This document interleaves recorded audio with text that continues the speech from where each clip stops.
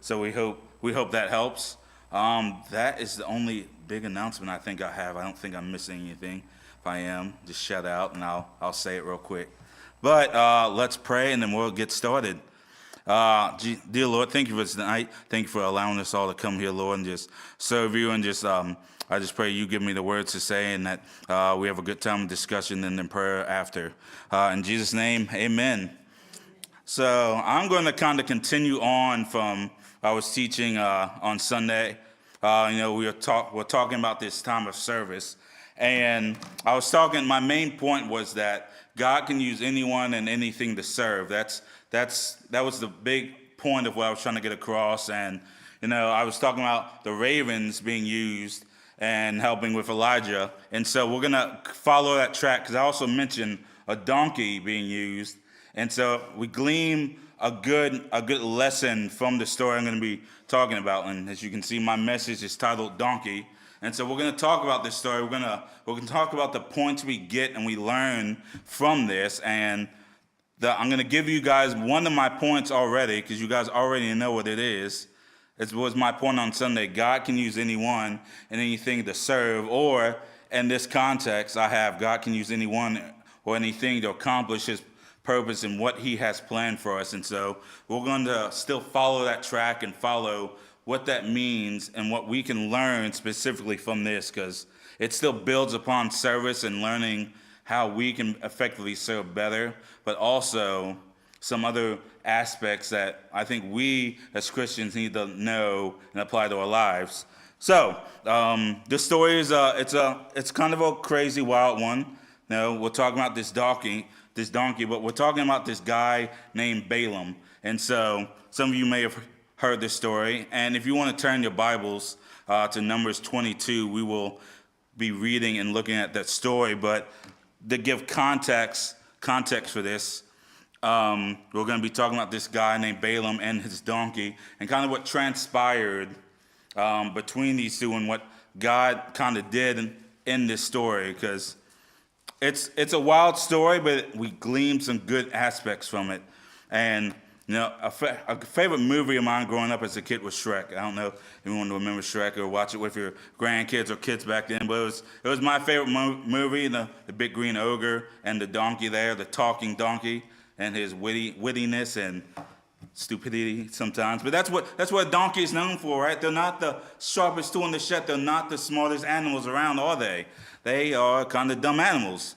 That's nothing against them. That's just how they are. And so we don't take away from that. But I think that further goes to the point that God is still using a donkey who we all know is not the brightest animal. He's still going to use it for something good. And so now I know some of you are wondering, who is this Balaam guy that I'm talking about? What's the deal with this guy? So like on Sunday when we were talking about Elijah being a prophet, that's what Balaam is. Balaam is a prophet. Now he's not your typical prophet. He's not the prophet that we typically talk about, where he's doing all these great things. He's in real good standing. Not that any of the prophets were at the beginning, but Balaam is kind of a wild prophet.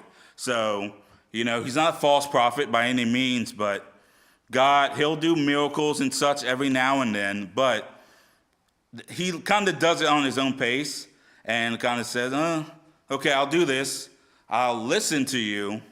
Whether I do it or not, that's up to me, I guess. And so that's what kind of prophet Balaam was. So there was by no means was he a false prophet, but he would kind of just do things to beat of his drum. He would still listen, but there would be some caveats for himself in that. And so we get to him, and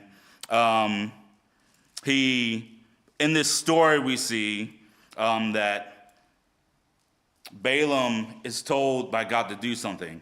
But first, Balaam goes sees this king called Balak. And what Balak wants to do, and God says, hey, Balaam, I want you to do something for me. I want you to put a curse on this land. Now, Balak is the king, and so there's this land that he wants Balaam to put a curse on. And Balaam says, okay, I think I can make that happen. Now, God's not for that. Obviously, God's not going to, because that's Balak, the king, who's asking of this to do this ordeal indeed. God's not told him, hey, I want you to do this. So God says, don't do this. I don't want you to do this at all. This is the will of man. This is not my will. And Balaam, I'm going to give him a good talk. He's like a whiny teenage kid because he wants to do this, but of course, Father comes in and says, you can't do it. And so what he does instead is he finds someone else to do the deed for him. So he says, he goes and finds this group of guys and says, hey, can you do this? You know, there's a cash reward. We're going to get some money out of this. So let's all work together.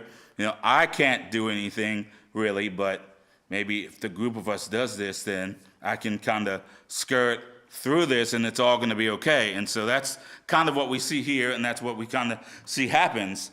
And so he goes on and does this, and we see that it doesn't really work out in the way that he wants and that he thinks it was going to work out. Now, God tells Balaam to go with them to do this, but the caveat is he only can do what God says, which is a given, right? We want to do what God tells us to do. So it's not unreasonable for God to say, hey, go. You got to listen to me in that. And so he does this. And so this is where we're going to begin in our story. So in Numbers 22, I want you guys to look at verse 21. And we're going to be reading to verse 39. I'm going to unpack it all because there'll be a lot. So let's start at verse 21. Let's see. So Balaam rose in the morning, saddled his donkey, and went with the prince of Moab. Then God's anger was aroused because he went, and the angel of the Lord took his stand in the way as an adversary against him, and he was riding on his donkey, and his two servants there with him. Now the donkey saw the angel of the Lord standing in the way, with his sword drawn in his hand. And the donkey turned aside out of the way and went into the field. So Balaam struck the donkey to turn her back onto the road. Then the angel of the Lord stood in a narrow path between the vineyards, with a wall on this side and the wall on the other side. And when the donkey saw the angel of the Lord, she pushed herself against the wall and crushed Balaam's foot. So he struck her again. Then the angel of the Lord went further and stood in a narrow place, where there was nowhere to turn, either to the right or to the left. And when the donkey saw the angel of the Lord, she lay down under Balaam. So Balaam was angry. Anger was aroused, and he struck the donkey with his staff. Then the Lord opened the mouth of the donkey, and she said to Balaam, "What have I done to you that you have struck me these 3 times?" And Balaam said to the donkey, "Because you have abused me, I wish there were a sword in my hand, for now I would kill you." So the donkey said to Balaam, "Am I not your donkey of which you have ridden? Ever since I became yours to this day, was I ever disposed to do this to you?" And he said, "No." Then the Lord opened Balaam's eyes, and he saw the angel of the Lord standing in the way with his drawn sword in his hand. And he bowed his head and fell flat on his face. And the angel of the Lord said to him, "Why have you struck your donkey these 3 times? Behold, I have come out to stand against you, because your way is perverse before me. The donkey saw me and turned aside from me, and these 3 times. If she had not turned aside from me, surely I would have also killed you by now, and let her live." And Balaam said to the angel of the Lord, "I have sinned, for I did not know you stood in the way against me. Now therefore, if it displeases you, I will turn back." Then the angel of the Lord said to Balaam, "Go with the men, but only the word that I speak to you, that you shall speak." So Balaam went with the princes of Balak. That's where we'll stop. So I know that was a lot, and so let us kind of unpack what that all means, kind of what's going on here. So Balaam saddles up and goes on the ride on his donkey. They start this journey, and they leave for Moab. Now, God doesn't want this to happen, so God sends an angel with a sword there and stands there. Now, Balaam doesn't see this angel, but the donkey is the one who sees this angel, and tries to divert out of the way and stop. Now, Balaam doesn't know what's going on here. He's thinking the donkey's just being a donkey, being dumb, and so he strikes the donkey. And donkey's like, what are you doing? I'm trying to help you out. And so they keep going, and again, there's an angel, the angel there with the sword drawn, and the donkey's like, I'm not getting struck down here, so tries to go again and goes against the wall and kind of crushes his foot a little bit. And Balaam gets mad again. He says, what are you doing? And strikes the donkey again. And so they go with this motion. So one more time, they continually go, and on this path, the angel's there with the sword again, and donkey is smart because she sees it. She stops and lays down on Balaam, and Balaam gets irritated and mad and strikes the donkey. At this point, the donkey's like, why are you striking me? Why are you hitting me? Now, if it's me, this donkey starts talking to me. Balaam is quite calm and casual. He's having a good conversation, like, my donkey's talking to me. There's nothing wrong about this at all. This happens to me every day. That's not my reaction. It's like, you talk to me, we'll get back to this, but why are you talking? This was a natural thing for Balaam. So I guess they have a conversation regularly. I don't know. But for me, I'd be freaking out. I'd be worried that I hit my head, the donkey moved over, I hit my head. Something happened. I don't know. But this was a natural thing for it. But the donkey was speaking sense, not Balaam. The donkey's like, there is this angel in the way, and you don't see it. So I'm doing this for you and for me. And he sees it. Oh, okay. And so he sees what's going on and why the donkey is doing this donkey thing and stopping all the way. And the Lord said, why, when you're doing, the donkey is doing this and protecting you. If you had kept going, I'm going to spare the donkey's life, your life. You have been killed by now. And so we see that the Lord is using this animal that is primarily not the brightest tool in the shed, and it's the one that saw. It's the one that was taking the precaution. It should be the other way around, shouldn't it?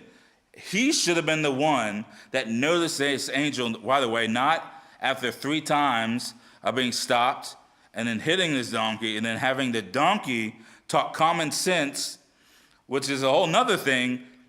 I don't know why we're letting the donkey talk common sense to us, but that's what happened here. The donkey is the one who did the common sense. It's like, Balaam, come on. And so we see this, and it's like, why weren't you doing the things that I've told you to do? Why is this such a hard thing? But this donkey gets it. What are we learning from this story? What do we glean from the donkey's point and not Balaam's point? We learned something from both of them, actually. The first thing, like I told you, God can use anything and anyone to achieve his goal. God used this donkey, this animal that just eats hay. He hauls all day and just does whatever and carries sacks and all this.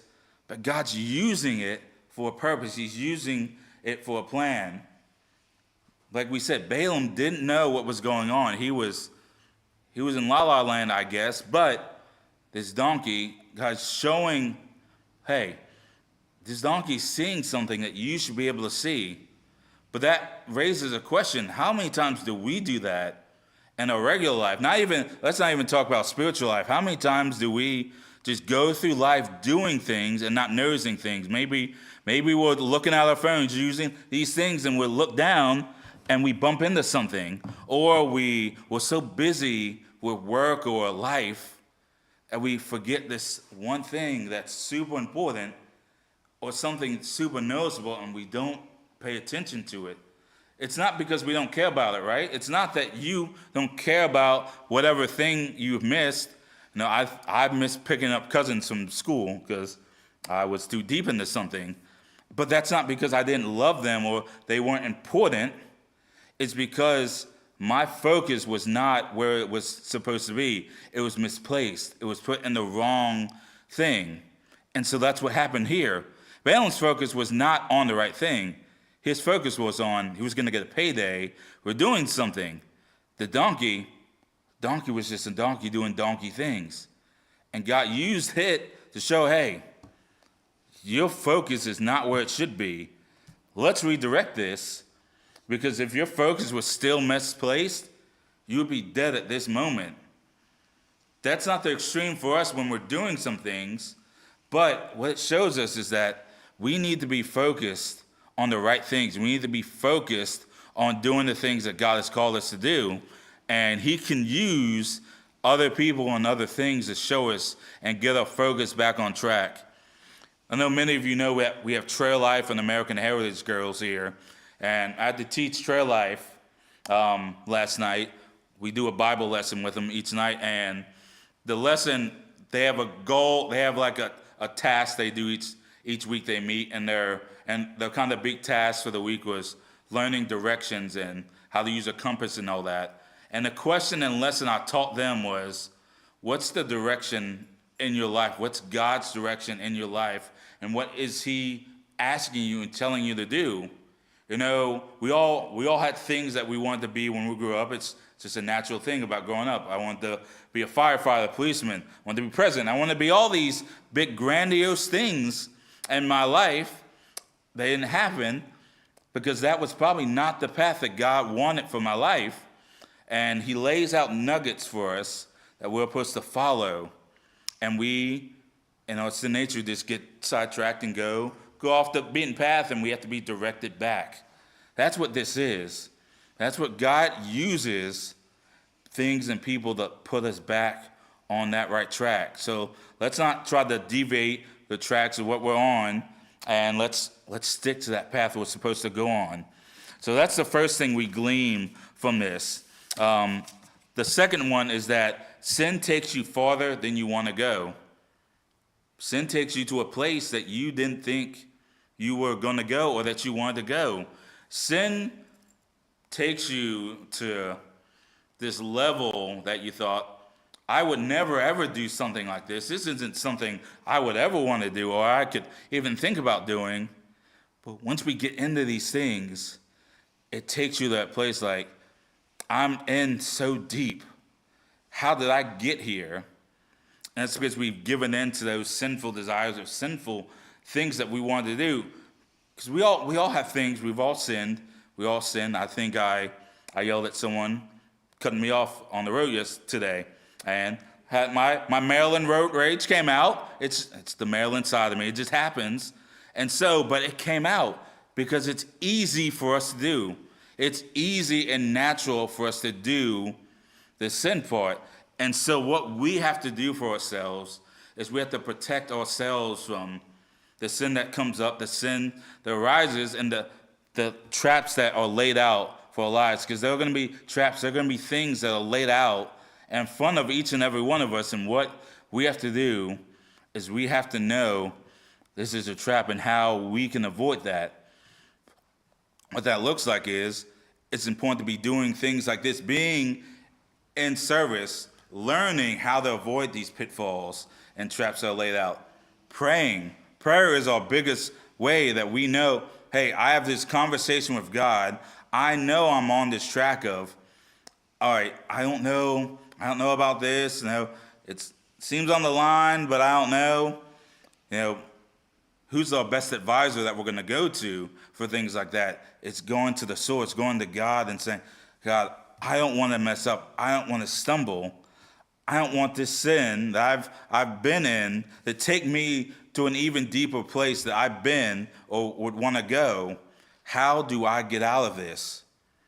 Going to wise counsel, pastor, church staff, leader, a trusted source. Now in the youth group, we tell the teens, we want you guys to have what's called an accountability buddy. Say that 5 times fast. You can't, because I can't even do it. I can only say it twice, but I'm tongue-tied. It's just not going to happen. But you find someone that will keep you accountable. That will like, hey, don't do that. Be smart. And get someone who is not going to sugarcoat it. That's not helpful for us. If we're taking this seriously and we're gonna do it on the right track, It's you need someone who really is going to hold you accountable, is going to tell you the hard truths that we may not like to hear. I can ask, how many of us like to hear a hard truth? Well, no hands raised, people online. My hand's not raised either. I don't like hearing a hard truth. But we need to hear these hard truths because what it does is it makes us better, it makes us wiser, but it keeps us on track of what we need to be doing. Many of you don't know, but our nice van out there, I backed that into a tree a couple years ago. And I dented the whole bumper. And what Pastor Ken could have done is he could have yelled at me and screamed at me and said, "Hey, why'd you do this?" Which he did also. He did tell me it was stupid of you what it was because we have a backup cam. There's no reason I should have hit a tree. The purpose of the camera was to prevent things like that from happening, and I somehow did it. I do things like that. But what he did is he corrected me, but also said, "All right, you have to fix this. You have to change it out. We'll get the part, but you have to be the one to replace it." And that was a bear. And guess what? I never have hit anything with the back of the van ever again. That is never something I'm going to do again because I know what's going to happen once I do this. But that's what we need in our lives. We need people in our lives who are going to speak truth in our lives, who are going to keep us accountable and make sure we don't go further than we want to go, and who are going to be those people in our lives. We need that. No matter what age we're at, we always need someone keeping us accountable and on track and online. Now, number 3, God knows our hearts. God knows what's going on in our hearts. Even if we do our best to kind of hide it down so other people can't see it, and we got all these things going on, God knows what's going on in your life. God knows what's in your heart. We can hide that from everyone else. It's easy, hiding from God. Well, why do we try? Because he already knows what's going on. No, Balaam was a wolf in sheep's clothing. He allowed his fleshly impulses to get the better of him and to kind of influence his choices. Now he thought, all right, you told me I can't do this. I'll just get someone else to do this. I'll reap the rewards of it. God's not going to know this. God knew what he was on. God knew what he was doing because he knew his heart. He knew what was really going on. And so that speaks for us. I'm not the most sharing person in the world. I'm just a private person. That's just generally who I am. It's no fault of me, but I usually keep things close to the vest. I keep things pretty well hidden. I think I did a good job because a lot of you on Sunday had no idea that I was adopted. Now I've had that. Jamal told me today she didn't even know. So I thought I told you, but no one knows. And it's not that I don't want to tell people things. It's just how I was raised. It's like, you don't keep things in house. Don't take things out of the house or you'll get a beating. A belt or a stick, whichever one you choose. You may get both, depending on what you've told. That's just how it was. But that doesn't mean that it's right to do. That doesn't mean it's right for us to deceive ourselves into thinking, all right, these things are okay to do. No one's going to know what's going on. God knows what's going on. God knows what's really in your heart. God knows what's stirring, what's going on. This is what you need to do. This isn't what you need to do. We play those thought games. God already knows that's right, that's wrong, no, yes. So we should ask ourselves, why are we trying to hide these things? Why are we trying to do these things? Because it's easier, right? It's easier to hide and kind of misdirect some of these things because it's easier for us. I don't have to explain these things to everyone, even when things are going wrong or when things are going bad. It's just easy to keep it all in because maybe you don't want to burden someone, or maybe you feel guilty of what's going on. But that's not a helpful and healthy thing that we need to be doing in our lives. We need to be speaking truth. We need to be letting these things out. We need to be talking about it out. And, Balaam didn't do this. Balaam kept it close. He kept it to the vest. And he almost died for this. He almost died for money because he didn't want to listen. And so he thought, I'm just going to go around and circumvent you, and I'm going to do this way. He thought the easy way. Is that worth it for us? Is it worth it where if we get told no, or that we want to hide these things and death is the answer, is that really worth it to really keep that thing in? I mean, the simple answer is no. It's not worth it. We need to shift that focus. We need to be giving that over to God and saying, God, you know what's already going on. You know the struggle and stress and strife I'm going through. Let's not hold that in, because we can't deceive ourselves. We can deceive ourselves all we want. There's one person we're not ever going to deceive in these things, and that's God. God knows that. God knows your heart. God knows what's going on. So let's not keep hiding those things and thinking, oh, this is going to be a burden for someone, or no, it's better if I just do this. Let's give it to Him and let Him work those miracles in our lives. Let's let Him work in us and show us there can be genuine change and genuine things that can happen once we give those things over. I told you Sunday that through this adoption process and this reuniting, that I was able to actually finally have a conversation, and through a social worker to have a conversation with my birth mom. Well, yesterday they said, hey, you're free. You two can talk. You don't need a middle person anymore. You are fully allowed to talk to her on your own time.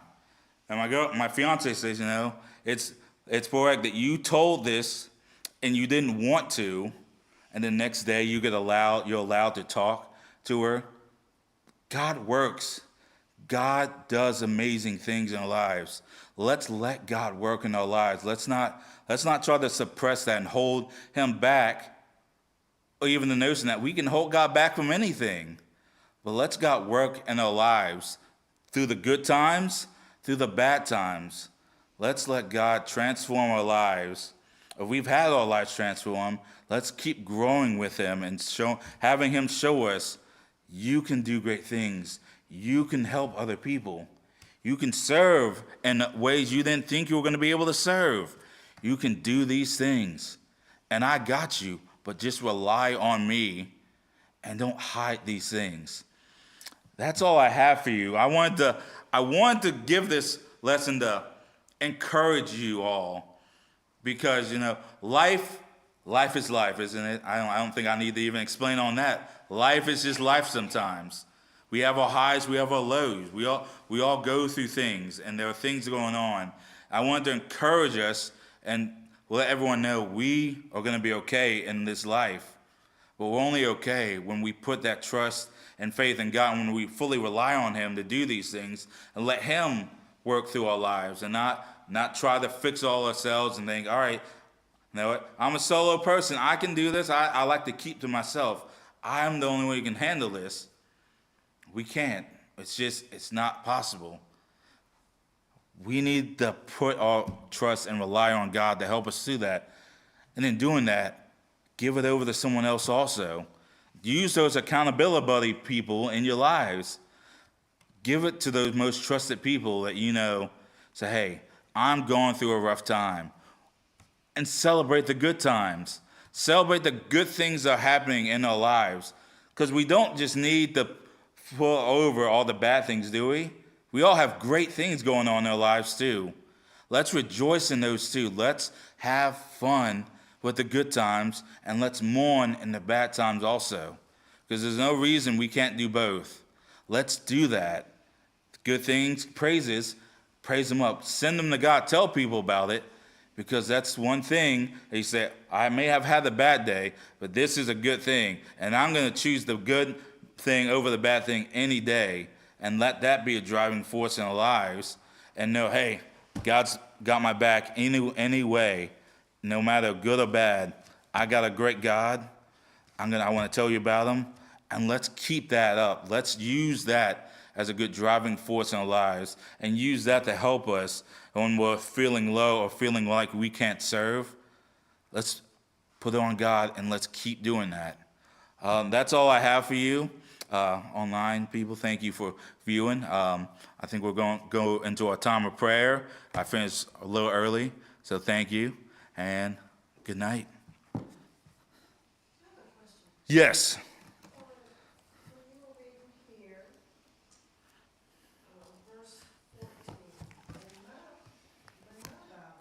Yes. The word you is capitalized. It says, and Balaam said to the angel of the Lord, I have sinned, for I did not know you stood in the way against me. You is capitalized. I thought it was only with. Yeah, so in this, when he's talking, he's talking to the Lord in this. So what's happening here is that, the angel is there trying to stop him from proceeding going further. And so once he has his realization that it really is there, that angel is there, that the Lord sent the angel there, he's saying, I didn't realize you were the one doing this.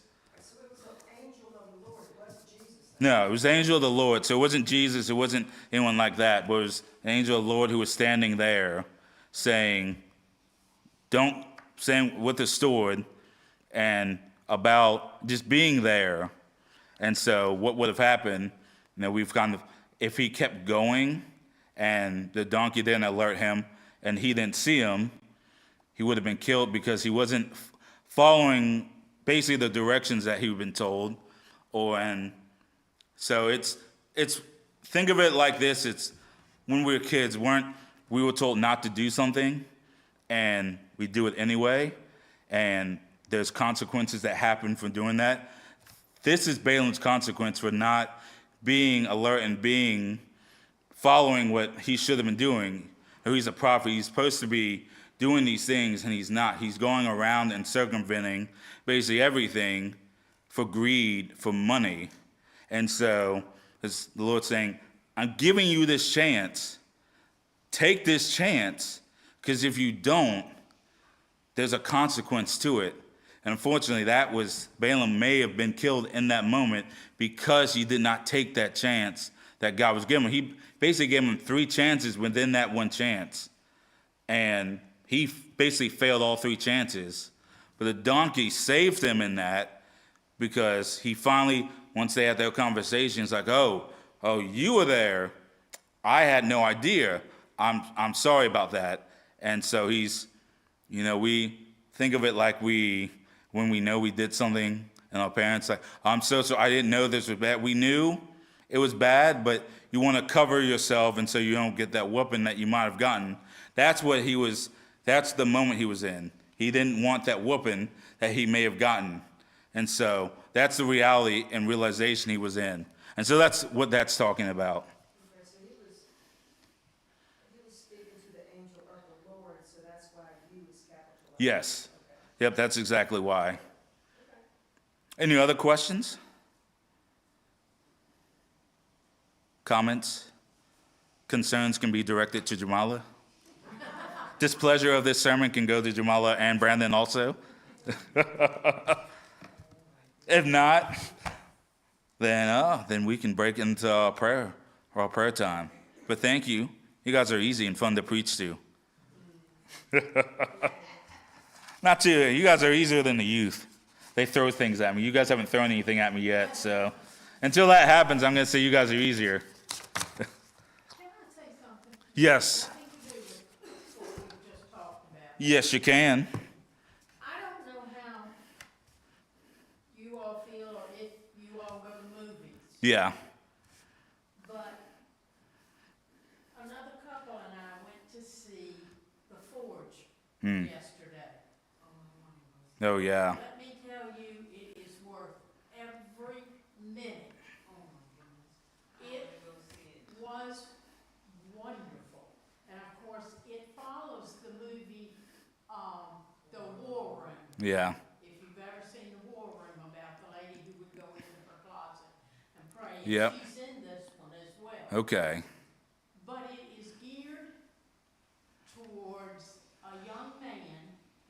19 when the movie starts. Well, don't tell us about it. I'm not, but I just thought, it would be really good for our young people. Oh, yeah. And it would be really good for any man or woman to see. It is fantastic. I was so glad that we had gone yesterday. And so if you get a chance, go see it. I'd second that. Go see it. I've heard great things about it, so I want to see it before it gets taken But out. I really think it would help our young people Yeah. because what goes on. Yeah, I think so. I think it's a timely movie for things that are going on in their teens and children and young people's lives, and so it would be a breath of fresh air from some of the other things. You know, it just follows. It is wonderful. It really is. Well, everyone, now you have Sharon's endorsement, so we must go see this movie. So, buy your tickets. We'll go see this movie. Is there anything else? Just, did you realize that Gloria, oh, my mind just went blank. Thank you, fell a couple of days ago. She did not break any bones Oh, that's good. or anything like that, but they have found that her hemoglobin is very, very low. Okay. They think that she may have gotten dizzy and fallen, so they are running tests and checking to see what they can find out about what's causing it. Because Perfect. they think that, you know, if your hemoglobin's low, you might be bleeding. Oh, yeah. So just keep her in your prayers. Oh, absolutely. Well, thank you for that. Is there any other prayer requests or things that we can pray for? Well, I know, Robin Herring, would know, Mike Custer, he was in the hospital last week, and he's now home. He was in there for a whole week, but they didn't want to call Pastor because it was his last week. So, but he's home now, and Brenda says he's very weak, and they have, I think hospice care there with him, but it's, it looks promising, but not totally. So, I didn't catch the last name, Jamal. Custer, but you wouldn't know Okay. Yeah.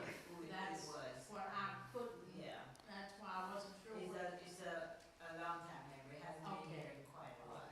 Okay. Yeah. Yeah, since COVID, so. Before COVID. Well, yeah, a little before COVID was the last time they were actually here. All right. Anyone else have anything that we can be praying for? No? All right. Well, that's it. So we can break off in our prayer groups and remember Gloria and Mike in those prayers also. And you guys are free to disperse and do what you need to do. So thank you. You should bring some cake up here. I'll never attack you while you're on, wait, that may have been a Christophe. Huh? That may have been a Christophe moment, and that's where I not done my homework, so I can't say for sure. Yeah. Normally when it's capitalized, and I read it once before, and I wasn't sure if it was either the donkey or the angel, but now I have to do homework. Thank you for the homework. Oh, you're welcome. I like assigning extra stuff for people to do. Thank you, Alex. Oh, you're welcome. Oh, thank you. Appreciate it. Because Oh, thank you. when you mention a donkey, I always think, of course, the donkey that brought Jesus. Yep. And so when you went this route, of Yeah. course, it took me back for a minute. But I knew the story, but I just hadn't thought about it for a while. Yeah, most people don't, when you talk about donkey, they're usually tending to think it's about that, but Yeah. not this story. Right. Because people know it, but it's not when it's discussed. Mhm. And, because the youth did a study on, they put that in the Bible, and so I was always the animal guy. And of odd biblical stories of animals. Yeah. And so that was one. I'll tell you guys the foxy story one time in here. All right. Okay. That's a fun one. That was probably my favorite story doing. And by the way, he has